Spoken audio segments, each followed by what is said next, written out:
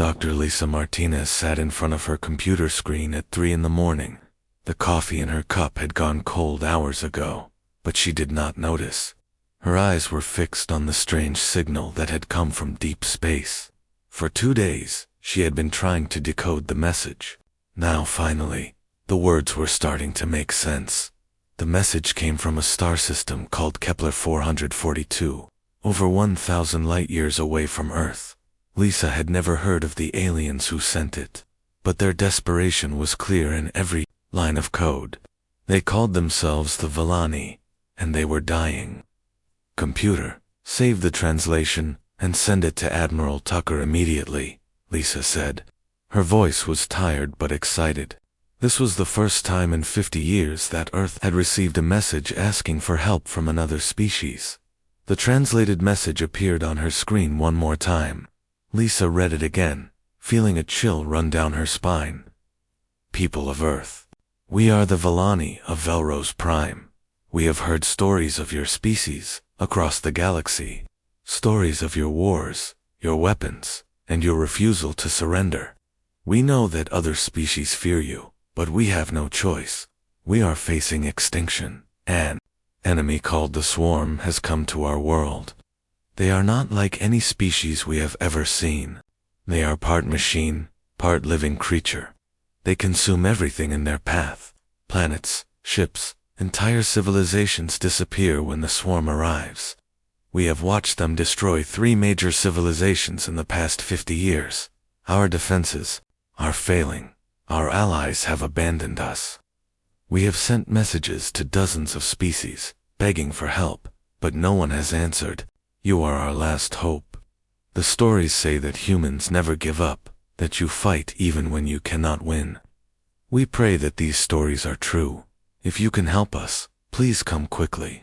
We estimate that we have 6 months before our final defenses fall.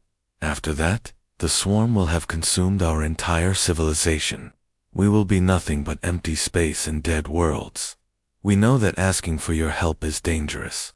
We know the risks of calling upon the deadliest species in the galaxy, but we would rather die fighting alongside humans than die alone, forgotten by the universe. Lisa leaned back in her chair. The message was both a cry for help and a warning. The Villani clearly knew something about humanity that made them afraid, but their fear of the Swarm was greater. Her computer beeped. Admiral Ben Tucker was calling her. His face appeared on the screen, looking serious and tired. Dr. Martinez, I got your message. Is this real? Yes, sir. I have checked the signal 3 times. It is definitely from the Kepler 442 system, and the translation is accurate. The Villani are asking for our help. Tucker rubbed his eyes. Tell me about the Swarm. What do we know? Lisa pulled up her analysis. Not much, sir. According to the Villani, the Swarm is a collective consciousness. Individual units can be small, like fighter ships, or huge, like space stations. They seem to be part organic, part machine. They adapt quickly to any weapons used against them. How many civilizations have they destroyed? At least 3 major ones in the past 50 years. The Villani mentioned that each time the Swarm conquers a civilization, they seem to grow stronger and smarter. Tucker was quiet for a long moment. Dr. Martinez, what is your opinion? Should we help them? Lisa had been thinking about this question all night. Sir, the Villani are desperate enough to contact the species that the rest of the galaxy fears. That tells me 2 things. First, the Swarm must be incredibly dangerous if the Villani are willing to risk calling us. Second, we might be the only species with the military capability to fight this enemy. Or we might be walking into a trap, Tucker said. We know nothing about these aliens except what they have told us. That is true, sir. But if the Swarm is real and as dangerous as they claim, then helping the Villani might be helping ourselves. If the Swarm destroys them, who says they will stop there? They might come looking for new civilizations to consume. Tucker nodded slowly. Send me all the data you have. I am calling an emergency meeting of the Defense Council. We need to decide quickly. After Tucker ended the call, Lisa sat alone in Her office? She looked out the window at the night sky, wondering what was happening in that distant star system. Were the Villani looking up at their own sky, waiting for an answer that might never come? The next morning, Lisa was called to the Defense Council meeting. She had never been in the main conference room before. It was impressive, with a huge table and screens showing maps of human space. Around the table sat the most important military leaders on Earth. Admiral Tucker introduced her to the group. Dr. Martinez decoded the message from the Villani. She will brief us on what we know. Lisa stood up and activated the main screen. The Villani civilization is located in the Kepler 442 system. They appear to be highly advanced, with technology that may be superior to ours in some areas. However, they are losing a war against an enemy they call the Swarm. General Chris Watson leaned forward. What kind of enemy are we talking about? The Swarm appears to be a collective consciousness made up of biomechanical units. They do not negotiate, they do not retreat, and they do not stop until they have consumed everything in their path. The Villani describe them as a plague that turns entire worlds into hive structures. Commander Amy Rogers, head of the Defense Council, asked the important question. Why are the Villani asking us for help? Why not ask other civilizations closer to them? Lisa had been dreading this question. According to their message, they have already asked for help from dozens of other species. No one answered. They specifically mentioned that they know other species fear humanity, but they are desperate enough to contact us anyway. The room fell silent. Lisa could see the expressions on the faces around the table change from curiosity to concern. Captain Jake Morrison, who had been quiet until now, spoke up. Dr. Martinez, does the message give any indication of why other species fear us? No, sir. They just mentioned stories about our wars, our weapons, and our refusal to surrender. They seem to know that we have a reputation as a dangerous species. Rogers looked around the table. This raises serious questions about how humanity is perceived in the galaxy. But right now, we need to decide whether to help the Villani or not. General, Watson crossed his arms. If we send our fleet to help them, we leave Earth vulnerable. What if this is a trap? What if the Swarm is working with the Villani to lure us away from our home? Captain Morrison shook his head. With respect, General, if the Swarm is as powerful as the Villani claim, they would not need to trick us. They could just attack us directly. So, you think we should help them? Rogers asked. Morrison looked at the star charts on the screen. I think we should consider it. If the Swarm is real, and as dangerous as described, then stopping them at Velrose Prime is better than fighting them. Later, when they are stronger. Admiral Tucker stood up. I am going to recommend that we send a response to the Villani. We will tell them that Earth is considering their request, and ask for more detailed information about the Swarm and their defenses. Rogers nodded. Agreed. Dr. Martinez, prepare a response message. We need to know more before we commit our forces to a battle that is over 1,000 light-years away. As the meeting ended, Lisa felt the weight of responsibility on her shoulders.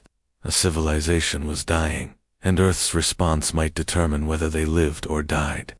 But more troubling was the question of why the galaxy feared humanity. What had humans done to earn such a dark reputation among the stars? 3 days after the first message, the Villani response arrived. Dr. Lisa Martinez worked through the night again, translating the new data. This time, the message included detailed records of the Swarm's attacks, military analysis, and something that made her blood run cold. Video footage of the Swarm in action.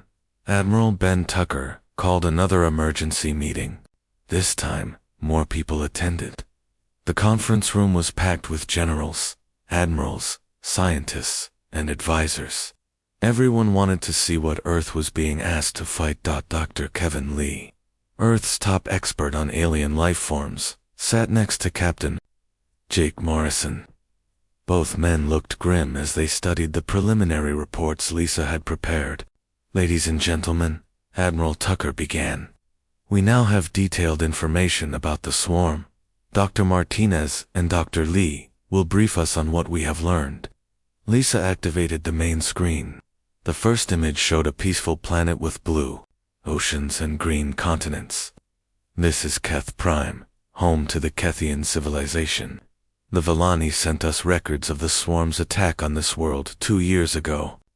The image changed to show the same planet covered in dark, twisted structures that looked like a combination of metal and living tissue. The beautiful blue oceans had turned black, and the green continents were covered with massive hive-like growths. The attack took 6 weeks from start to finish, Lisa continued. The Kethians had a strong military and advanced technology.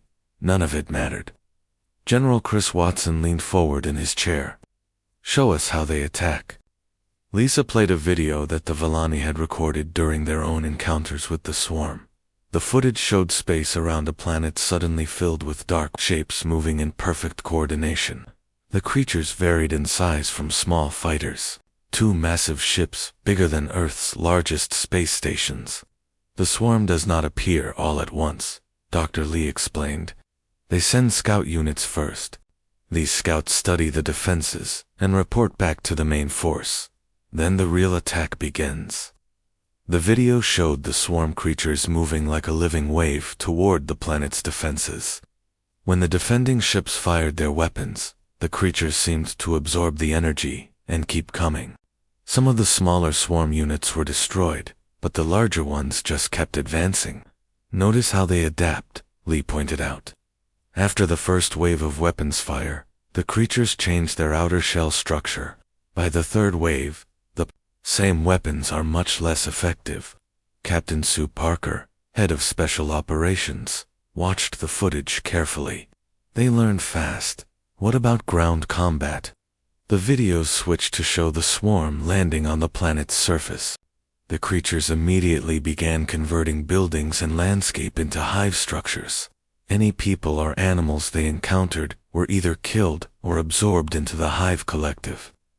The swarm does not take prisoners, Lisa said quietly. They consume everything that has intelligence and use it to make themselves stronger. Commander Amy Rogers had been silent during the presentation.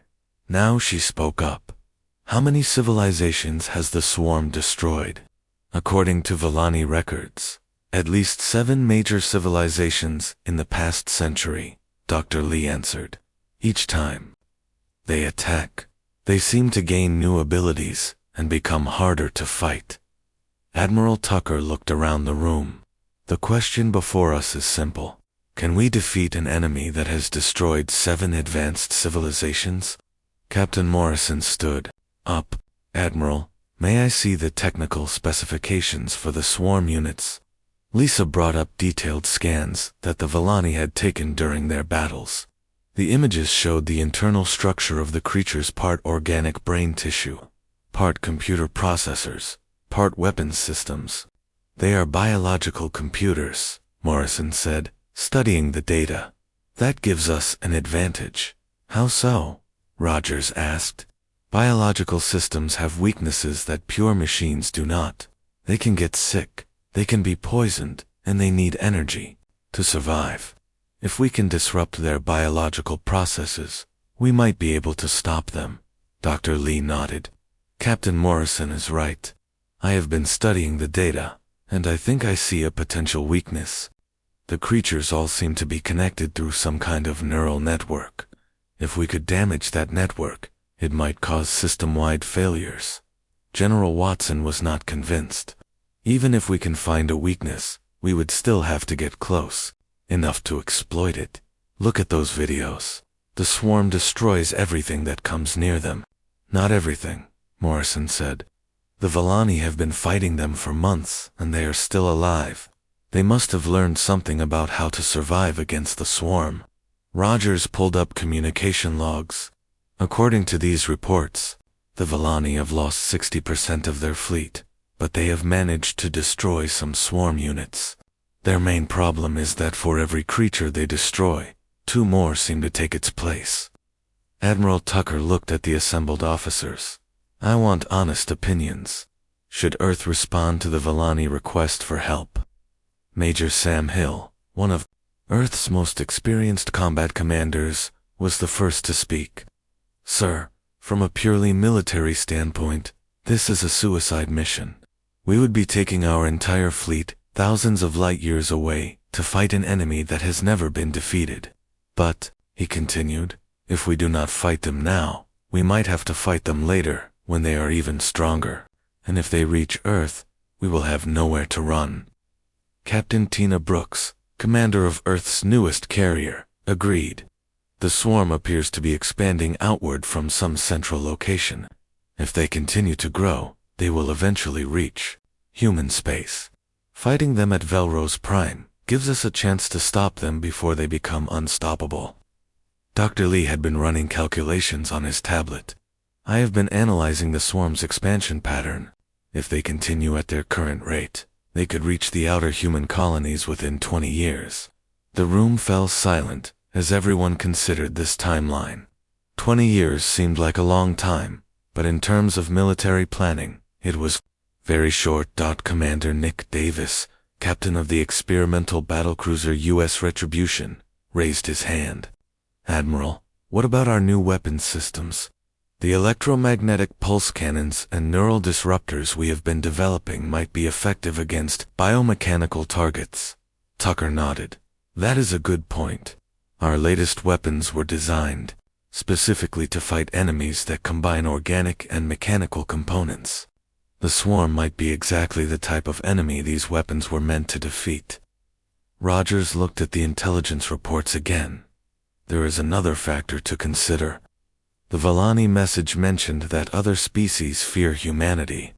If we successfully fight the swarm, it might change how the galaxy sees us, or it might make them fear us even more, General Watson pointed out. Captain Morrison had been quiet, but now he spoke with conviction. I volunteered to lead the mission.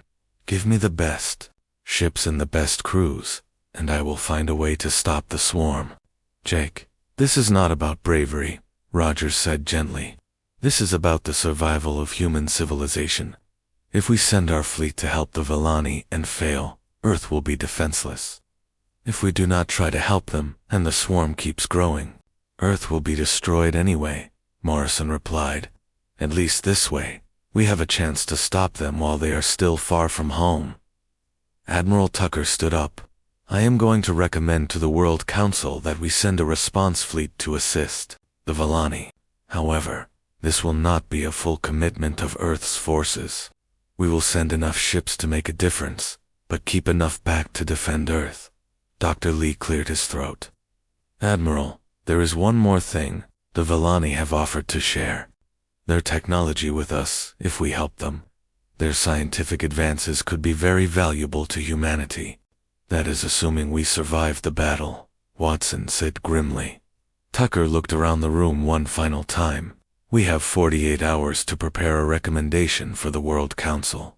I want detailed plans for how we would conduct this mission, what ships we would send, and what our chances of success might be. As the meeting ended, Captain Morrison approached Dr. Martinez. Doctor, when you send the response to the Volani, tell them that Earth is coming. Tell them to hold on for a few more months. Lisa looked at the young captain. Are you sure we can help them? Morrison stared at the images of the swarm still displayed on the main screen. I am not sure we can win, but I am sure we have to try. If we let fear stop us from helping people who are dying, then we are not the species I thought we were. Later that night, Lisa sent Earth's response to the Volani. The message was simple. Earth has received your request for assistance. We are preparing a fleet to come to your aid. Maintain your defenses and transmit all tactical data about the swarm. Help is coming. As she sent the message into space, Lisa wondered if she was giving the Volani false hope. The journey to their star system would take months, and there was no guarantee that Earth's forces would arrive in time. But for the first time since receiving the original distress call, she felt that humanity was doing the right thing. The next morning, the World Council approved the mission by a narrow vote. Operation Shepherd was officially authorized, and Captain Morrison was given command of Earth's response fleet. The war against the swarm was about to begin. Captain Jake Morrison stood on the bridge of the UES Defiance, watching Earth grow smaller in the view screen. Behind his ship, 11 other vessels followed in perfect formation. The human fleet was on its way to fight an enemy that had never been defeated. The journey to Velrose Prime would take 4 months using Earth's fastest space drives. Morrison had used every day of preparation to make sure his crews were ready for what they would face. Now, as Earth disappeared behind them, he hoped it would be enough. Captain, Lieutenant Paul Foster called from his communications station. "We are receiving another transmission from the Vellani." Morrison walked over to Foster's station. The young officer had been in constant contact with Velrose Prime during their preparation. Each message from the Vellani was more desperate than the last. "Put it on screen, Lieutenant." The face of Admiral Kalavas appeared on the main view screen. The Vellani looked similar to humans, but with longer faces and large, dark eyes. Voss had been Morrison's primary contact since the mission began. "Captain Morrison," Voss said, her voice tired and strained. "Thank you for responding to our transmission. I must inform you that the swarm has broken through our outer defense line. We have lost 3 more colonies in the past week." Morrison felt his stomach tighten. "How much time do you have left?" "Our best estimate is 8 weeks before they reach Velrose Prime itself. After that, ... Voss did not finish the sentence. "We will be there in 6 weeks, Morrison promised. "Can you hold out that long?" "We will try." "Captain, I must ask you something that has been troubling me. Are you certain that your species wants to help us? The other civilizations in the galaxy have told us stories about humans that are ... disturbing." Morrison had been expecting this question. "What kind of stories?" Voss looked uncomfortable. "Stories about your wars, about weapons that can destroy entire planets, about a species that has nearly destroyed itself multiple times but somehow always survives. Some civilizations believe that humans are the most dangerous predators in the galaxy. Do you believe those stories?" Morrison asked. "I do not know what to believe, but I know that we are desperate enough to ask for help from a species that others fear to even contact." After the transmission ended, Morrison called a meeting with his senior officers. The conference room on the Defiance was smaller than the one on Earth, but it served its purpose. Around the table sat the commanders. Of the other ships in the fleet, Captain Nick Davis, of the UES Retribution, was the first to speak. "The situation is getting worse faster than we expected. We need to push our engines harder if we want to arrive in time." "We are already at maximum safe speed," replied Captain Tina Brooks, of the UES Guardian. "If we push harder, we risk damaging our engines before we even reach the battle." Commander Ryan Stone, of the UES Falcon, had been studying the latest intelligence reports. "The swarm is adapting faster than the Vellani anticipated. Every weapon they use becomes less effective after a few encounters." Morrison looked at the tactical data on his tablet. "Dr. Grace Kim, what is your assessment of our weapons systems?" Dr. Kim was the fleet's lead scientist and weapons specialist. She had spent the past month analyzing everything the Vellani had sent about the swarm. "Our electromagnetic pulse weapons should be effective against their biomechanical systems, at least initially, but we need to assume they will adapt quickly." "How quickly?" asked Major Sam Hill, the fleet's ground forces commander. "Based on Vellani data, we might have 1 or 2 successful attacks before they develop countermeasures. After that, we will need to switch to different tactics." Captain Brooks leaned forward. "That means we need to make our first strike count. We cannot afford to waste our initial advantage." Morrison studied the fleet roster. 12 ships might seem like a small force to fight an enemy that had destroyed entire civilizations. But these were the most advanced warships humanity had ever built. Each ship carried experimental weapons and the best crews Earth could provide. "Major Hill, how are your ground forces preparing?" Hill was a veteran of the Mars Rebellion and Earth's most experienced Special Forces commander.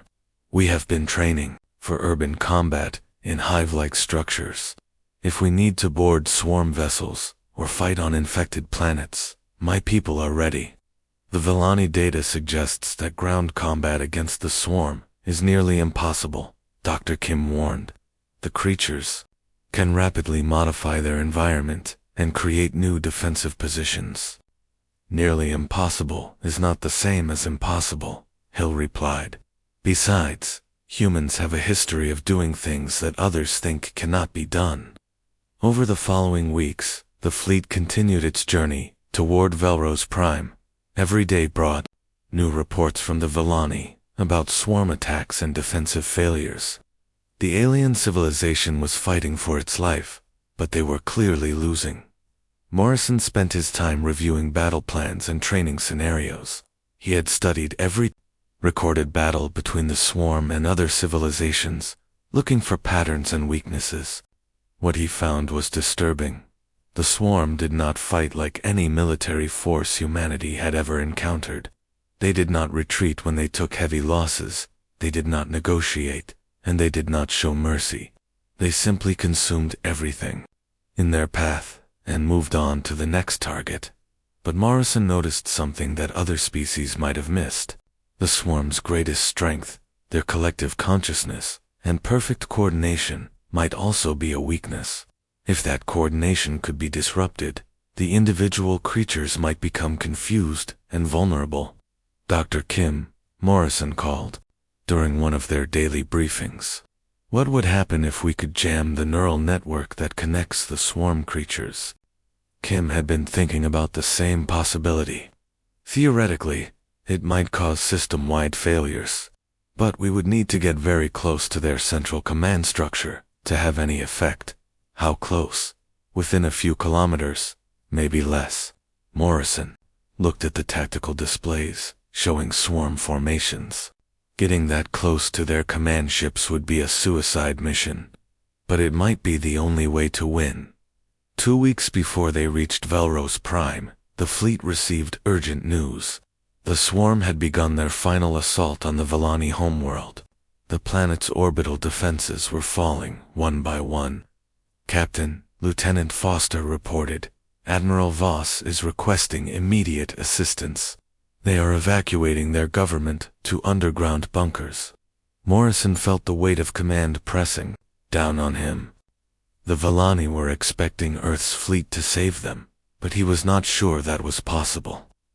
12 ships against an enemy that had never been defeated seemed like hopeless odds, but humanity had faced hopeless odds before and survived.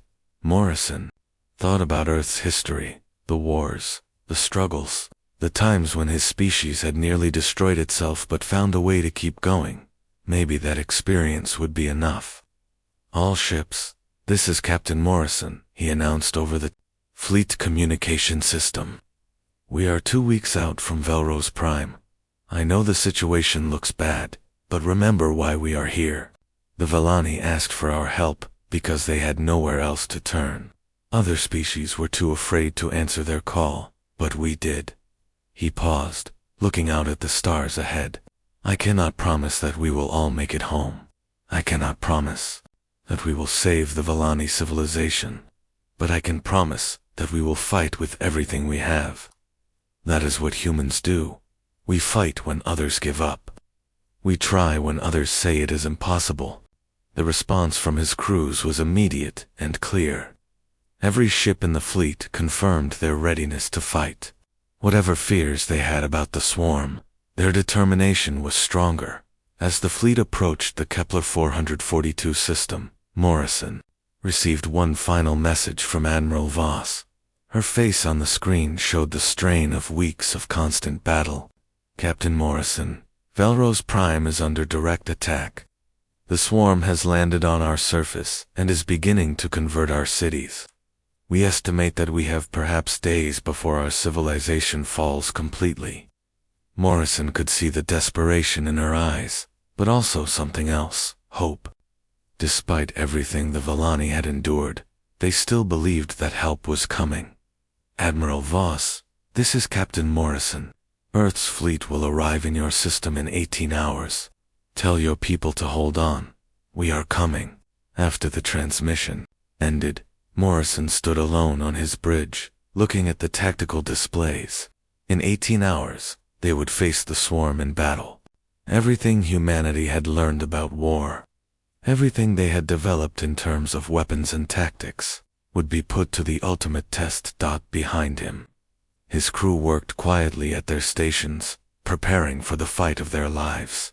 Morrison felt proud of these men and women who had volunteered for a mission that most people thought was suicide. The stars ahead grew brighter as the fleet approached its destination. Somewhere in that direction, an ancient evil was destroying a peaceful civilization. But Earth's deadliest species was coming to stop them. The battle for Velros Prime was about to begin. Captain Jake Morrison stared at the view screen as the human fleet dropped out of faster-than-light travel. The sight that greeted them was worse than anything the Vellani reports had described. Velros Prime hung in space like a dying ember. The once beautiful planet with its crystal cities and blue oceans was now covered in dark, twisted structures that pulsed with an evil red light. Around the planet, massive creatures moved in perfect formation. The swarm had arrived in full force. "My God," whispered Lieutenant Paul Foster from his communications station. Morrison counted at least 50 major swarm vessels, ranging from small fighters to massive command ships that dwarfed anything in the human fleet. But it was not just the number of enemy ships that made his blood run cold. It was how they moved. The creatures flowed through space like a living organism, responding to threats with inhuman precision. Captain reported, Commander Ryan Stone from the UES Falcon. "I am detecting Vellani ships hiding in the asteroid belt. It looks like the survivors of their fleet." "Open communications with Admiral Voss," Morrison ordered. The Vellani Admiral's face appeared on screen. She looked exhausted, and her ship showed signs of heavy damage. Behind her, Morrison could see smoke and emergency lighting. "Captain Morrison, thank the stars you have arrived. We have lost 80% of our fleet. The swarm landed on Prime 6 hours ago. They are converting our cities into hive structures and absorbing our people." Morrison felt anger building in his chest. The images from the planet's surface showed the swarm creatures literally consuming the Vellani civilization. "How many of your people are still free?" "Perhaps 1 million in underground shelters. But the swarm is digging deeper every hour." "Captain, I must ask, are 12 ships really all that Earth could send?" Morrison understood her doubt. 12 ships against this massive enemy seemed like nothing. But he had studied the swarm's tactics and had a plan. "Admiral Voss, your people have been fighting defensively. That will not work against the swarm. We are going to try something different." "What do you mean?" "We are going to attack them directly." "Dr. Grace Kim, brief Admiral Voss on our plan." Dr. Kim activated her tactical display. "Admiral, our analysis shows that the swarm's collective consciousness depends on neural links between individual creatures. If we can disrupt those links, the entire network might collapse." Voss looked confused. "We have tried jamming their communications. It has no effect." "You have been trying to block their external communications," Dr. Kim explained. "We are going to attack their internal neural network. To do that, we need to get close to their primary command vessel and deploy neural disruptors directly into their system." "That is suicide," Voss said flatly. "Nothing can get close to their command ships and survive." Morrison smiled grimly. "Admiral, you asked for help from the deadliest species in the galaxy. Now you are going to see why other civilizations fear us." Morrison opened communications to all ships in the human fleet. "All units, this is Captain Morrison. We are about to show the swarm why humanity has survived every war we have ever fought. Operation Shepherd is now active. The human plan was unlike anything the Vellani had ever seen. Instead of trying to defend against the swarm, Morrison divided his fleet into 3 groups. each with a specific mission. Captain Nick Davis led the first group, the UES Retribution, and 3 escort ships. Their job was to create a diversion by attacking the swarm's outer formations. Davis had loaded his ships with modified civilian vessels that broadcast false energy signatures, making the swarm think they were facing a much larger force. Captain Tina Brooks commanded the second group, consisting of the UES Guardian and 4 support ships. Her mission was to provide cover for Vellani evacuation ships and prevent the swarm from completely overrunning the planet's surface. Morrison kept the third group, the UES Defiance, and 3 heavily armed vessels for the most dangerous mission. They would punch through the swarm's defenses and attack the primary command ship directly. All units, begin the attack, Morrison ordered. Davis struck first. The UES Retribution and its escorts charged directly at a formation of 30 swarm creatures. The human ships fired their electromagnetic pulse weapons at maximum power, and the results were immediately visible. The EMP blasts disrupted the biomechanical systems of the smaller swarm creatures, causing them to lose coordination and crash into each other. For the first time in recorded history, the swarm formation broke apart in confusion. "It is working," shouted Davis over the communications system. "The EMP weapons are disrupting their neural links," but Morrison knew their advantage would not last long. The swarm was already adapting, modifying their outer shells to resist the electromagnetic pulses. They had perhaps minutes before their weapons became ineffective. "Brooks, begin evacuation support," Morrison ordered. Captain Brooks led her group down toward the planet's surface. The swarm creatures there were busy converting Vellani cities, but they immediately responded to the human ships. Dozens of smaller creatures launched into space to intercept Brooks' forces. What followed was unlike any space battle in recorded history. The human ships used tactics that the swarm had never encountered before. Instead of fighting in formation, they scattered and used guerrilla tactics, hitting the enemy and disappearing before the swarm could respond effectively. Major Sam Hill led ground forces from Brooks' ships down to the planet's surface. His soldiers had trained for urban combat in hive-like structures, and they put that training to good use. Using portable EMP grenades and neural disruptors, they carved paths through swarm creatures to reach Vellani survivors. "Morrison, the big creatures are adapting to our weapons faster than expected," reported Dr. Kim from her analysis station. "We have maybe 10 minutes before the EMP weapons stop working entirely." Morrison looked at the massive swarm command ship that hung in the center of the enemy formation.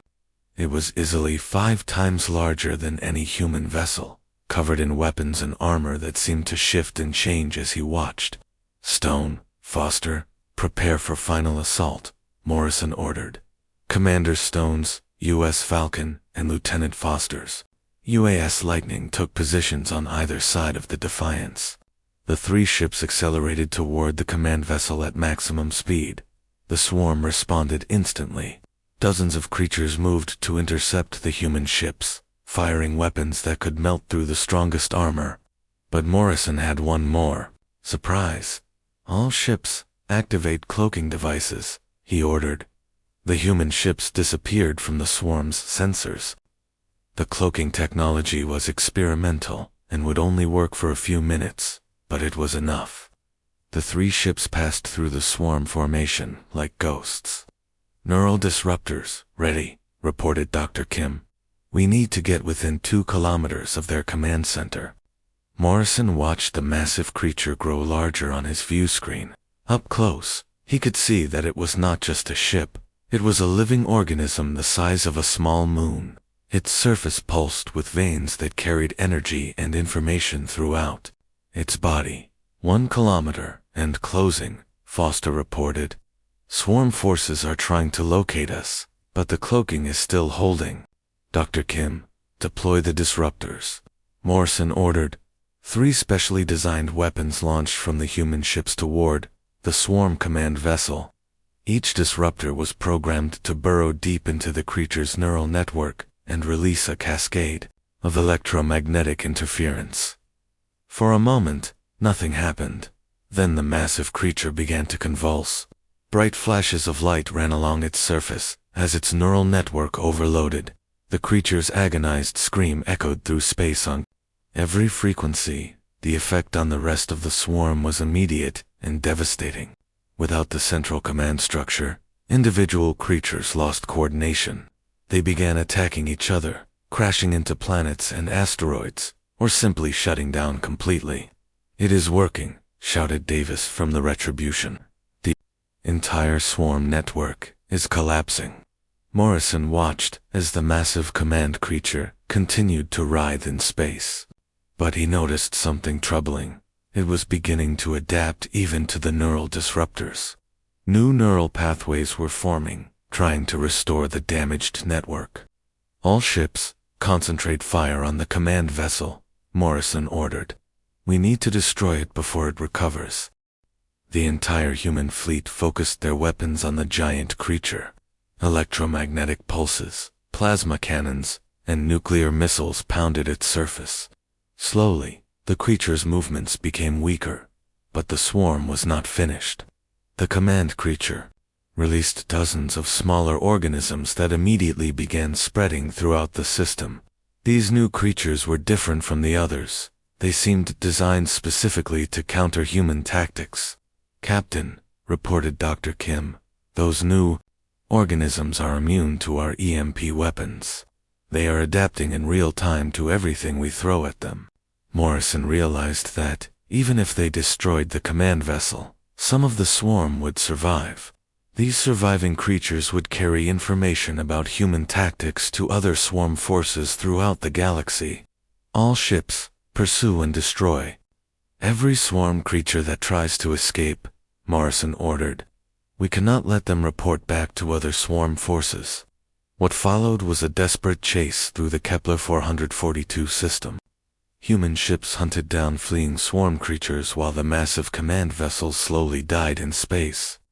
It took 6 hours, but finally the last swarm creature was destroyed. Captain Tina Brooks had paid the ultimate price for victory, the UES Guardian, and most of her crew were lost when they rammed a swarm vessel that was trying to escape, with critical intelligence about human capabilities. As the battle ended, Morrison looked at the tactical displays. His fleet had been reduced to 7 ships, and hundreds of good people were dead. But they had accomplished something that 7 major civilizations had failed to do. They had defeated the swarm. Admiral Voss contacted Morrison from her damaged ship.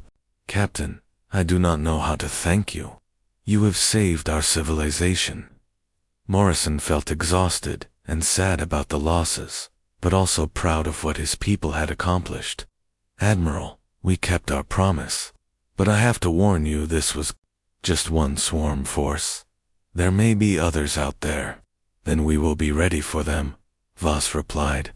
"And now we know that the swarm can be defeated." As the human fleet began rescue operations on Velrose Prime, Morrison wondered what the cost of this victory would be. They had proven that humanity could fight and win against impossible odds, but they had also revealed their capabilities to a galaxy that already feared them. The battle was over, but Morrison suspected that the real consequences were just beginning. 1 week after the battle, Captain Jake Morrison stood in what had once been the capital city of Velrose Prime. The swarm's conversion process had been stopped, but the damage was extensive.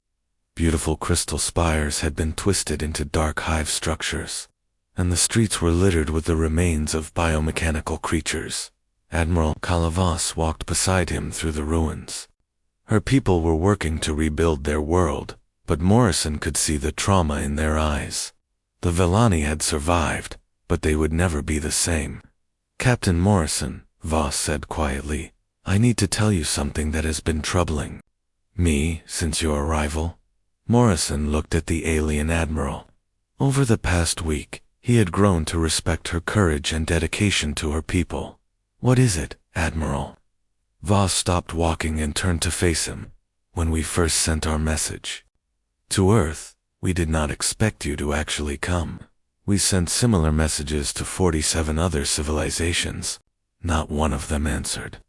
Maybe they were too far away to help, Morrison suggested. No, Captain, they were not too far away. They were too afraid. Voss pulled out a data tablet and showed Morrison a list of star systems. These civilizations all received our message within days of when we sent it to Earth. Several of them have military forces larger than yours. Morrison felt a cold sensation in his stomach. Afraid of what?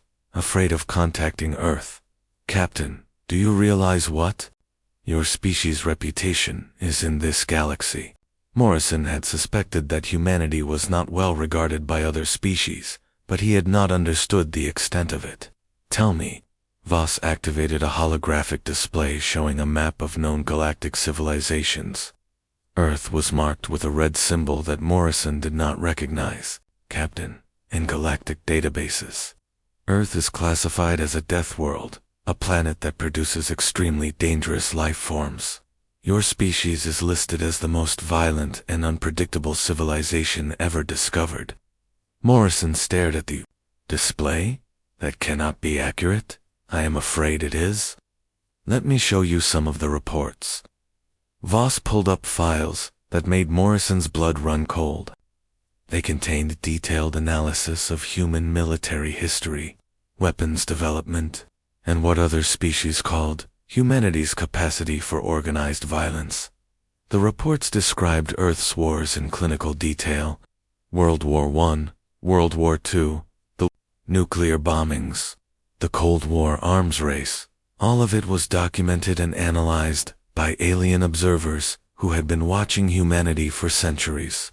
According to these files, Voss continued, humans are the only known species that has developed weapons capable of destroying their own planet, used them in warfare, and somehow survived. Most civilizations assume that humans destroyed themselves long ago.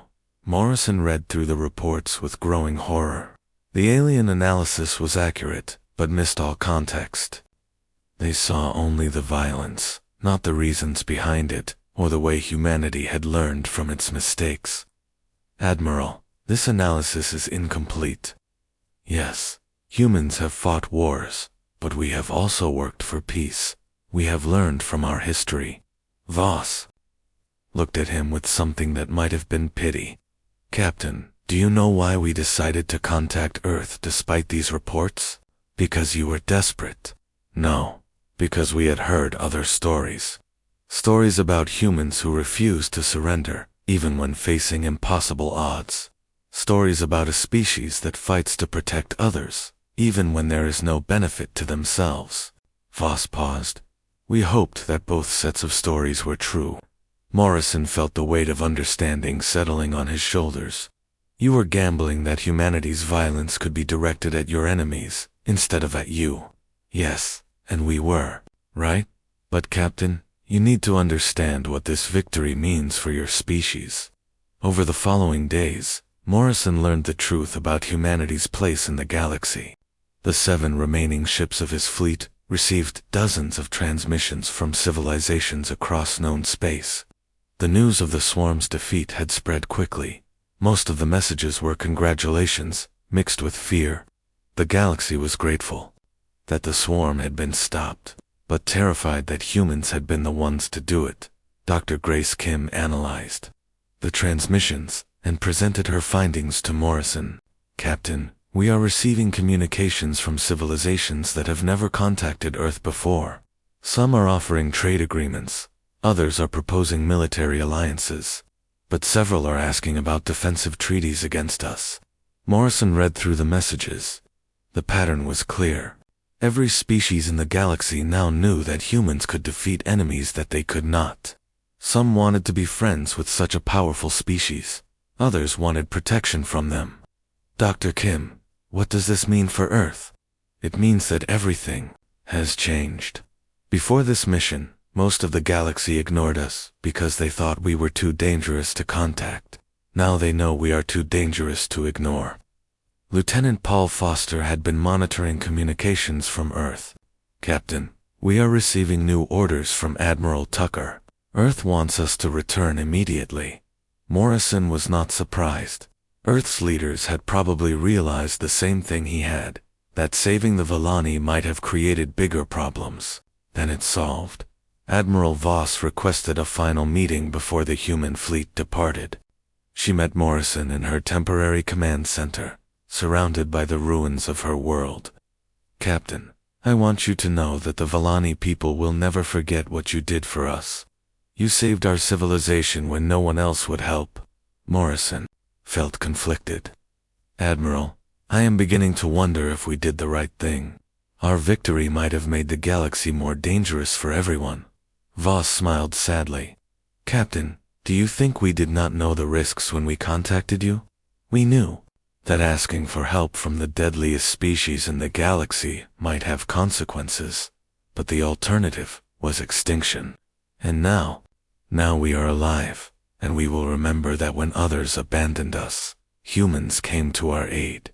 That means something, Captain. It means that your species is not just dangerous, you are also capable of great nobility." Morrison looked out at the damaged city, where Villani workers were slowly rebuilding their lives. "What will you tell other civilizations about what happened here? The truth. That the swarm could be defeated, and that humans were the ones who found a way to do it. Some species will see this as a threat. Others will see it as hope." The human fleet departed Velros Prime the next day.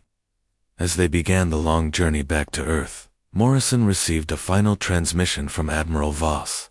"Captain Morrison, there is something else you should know. Before the swarm attacked us, we detected similar forces moving toward other systems. The enemy you defeated here was just one arm of a much larger organism. The war against the swarm is not over." Morrison felt his blood run cold. "How much larger?" "We estimate that what you fought here represented perhaps 5% of the swarm's total forces. The main body is located somewhere in the galactic core, and it is moving outward." During the journey home, Morrison had time to think about what they had accomplished and what it meant for humanity's future.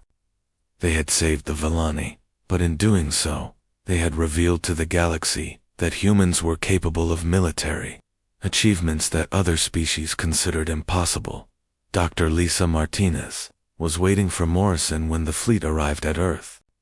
She had been monitoring communications from across the galaxy and had disturbing news. "Captain, the galaxy has been talking about nothing else since news of your victory reached them. Earth has received over 200 first contact messages in the past month. Some are friendly, others are ... concerning." Morrison read through the messages.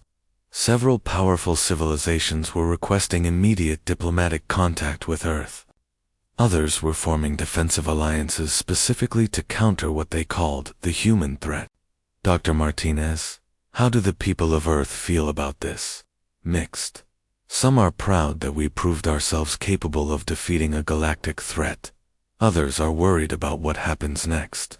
The World Council is debating whether to pursue peaceful relations with other species, or to prepare for the conflicts that might be coming."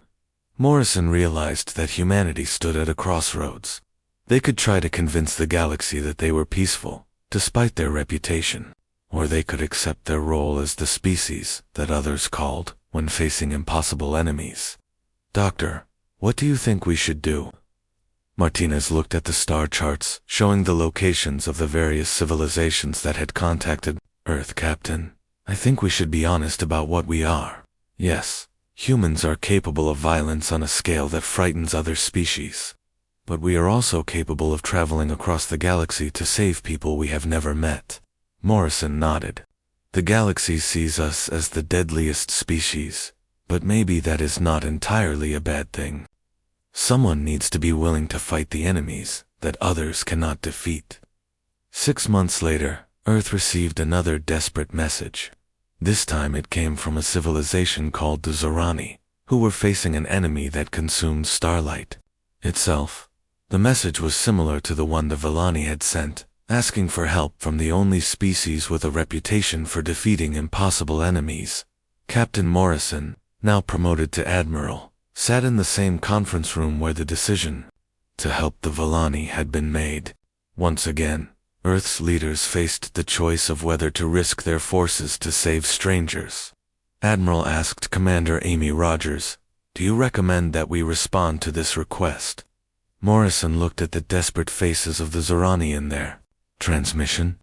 He thought about Admiral Voss and the gratitude in her eyes when the swarm was defeated. He thought about the fear in the messages from other civilizations who now knew what humans were capable of.